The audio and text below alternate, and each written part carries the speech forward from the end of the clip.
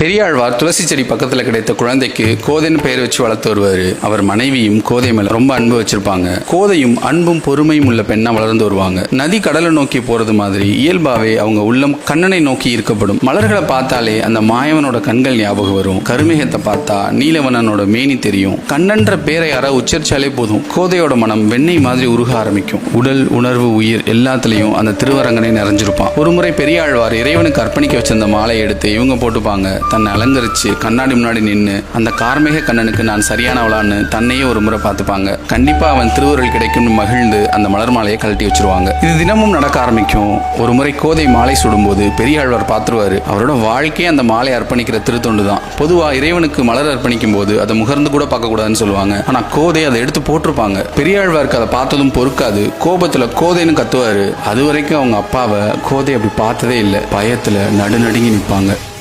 இறைவனுக்கு அர்ப்பணிக்க வச்சிருந்த மாலையை கோதை போட்டிருந்ததை பார்த்ததும் கோபத்துல கோதையை திட்டி மாலையை கழட்டி வைக்க சொல்லுவாரு பெரியாழ்வார். கோதையும் அந்த மாலையை கழட்டி வச்சுட்டு அழுதுட்டே போயிடுவாங்க. பெரியாழ்வார் அந்த மாலையை கோவிலுக்கு அர்ப்பணிக்காம வருத்தத்திலேயே வீட்லயே இருந்துருவாரு. அன்னைக்கு இரவு திருமால் அவர் கனவுல வந்து, அன்பனே தினமும் எனக்கு மாலை கொண்டு வருவ, இன்னைக்கு ஏன் வரலன்னு கேட்பாரு. பெரியாழ்வார், எம்பெருமானே, என் தொண்டுல ஒரு தவறு நடந்து போச்சு. இன்னைக்கு உங்களுக்கு கட்டி வச்சிருந்த மாலையை என் மகள் எடுத்து போட்டுக்கிட்டா மன்னிக்கணும்னு வேண்டுவாரு. உடனே திருமால், உனக்கு தெரிஞ்சது இன்னைக்கு தான், ஆனா அவள் தினமும் அப்படிதான் செய்யறா. அவள் சூடி கொடுத்த மாலை தான் எனக்கு மனம் மிகுந்ததா இருக்கு. அதனால அப்படியே தினமும் எனக்கு மாலை கொண்டு வான்னு சொல்லிட்டு போயிடுவாரு. பெரியாழ்வாருக்கு ஒரே ஆச்சரியம் ஆயிடும். தினமும் கோதை கிட்ட மாலையை சூட கொடுத்து வாங்குவாரு. அப்ப கோதையை பார்த்து, நீ என்னை ஆண்டாளேன்னு சொல்லி அனுப்பிச்சுப்பாரு. கோதைக்கு திருமண பருவம் வரும். பெரியாழ்வார் கோதை கிட்ட மெதுவா கல்யாண பேச்ச ஆரம்பிப்பாரு. கோதை உடனே, நான் மனிதர்களை திருமணம் செஞ்சுக்க மாட்டேன்னு சொல்லிடுவாங்க. பெரியாழ்வாருக்கு புரியாது. வேற யாரை திருமணம் செஞ்சுக்க போறேன்னு கேட்பாரு. நான் திருவரங்கனை தான் கல்யாணம் பண்ணிக்குவேன்னு சொல்லிடுவாங்க. பெரியாழ்வார் அதிர்ச்சி ஆயிடுவாரு.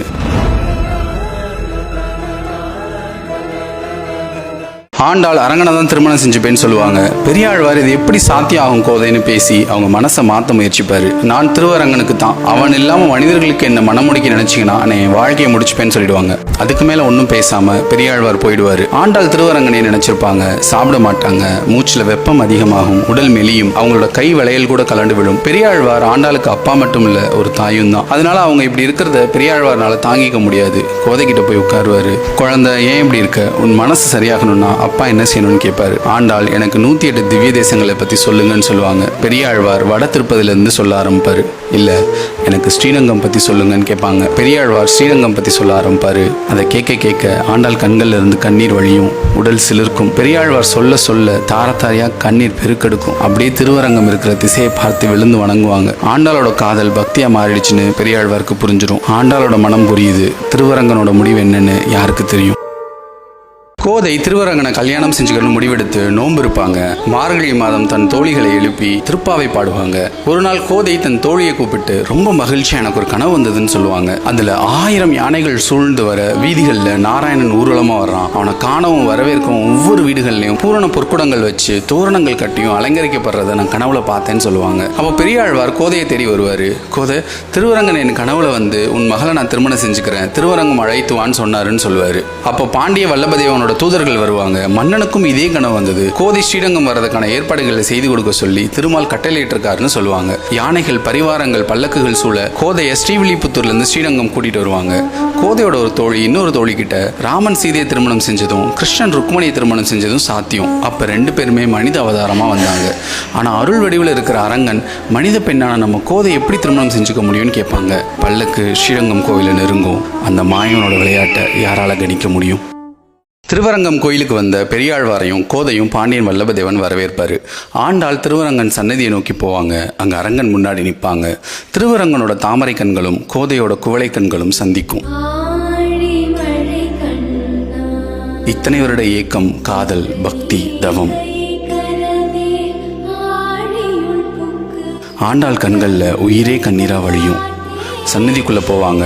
திருவரங்கனோட திருமேனியை தழுவிப்பாங்க. அருள் நிறைந்த அரங்கனோட 2 கலப்பாங்க.